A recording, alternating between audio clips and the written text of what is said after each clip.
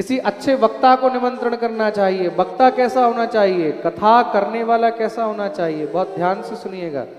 भागवत जी में क्या लिखा है, विरक्तो वैष्णवो विप्रो वेद शास्त्र विशुद्धिकृत दृष्टांत कुशलो धीरो वक्ता कार्यति निष्पृह।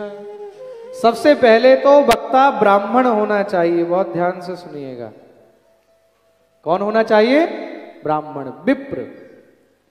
भागवत विप्र के ही मुख से सुननी चाहिए। ऐसा नहीं है कि मैं ब्राह्मण हूं इसलिए मैं ब्राह्मणों की तरफदारी कर रहा हूं, ऐसा नहीं है, does not exist on me.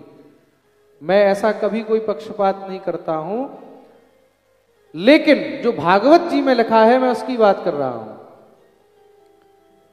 सबसे पहले ब्राह्मण को ही कथा का अधिकार होता है। क्यों?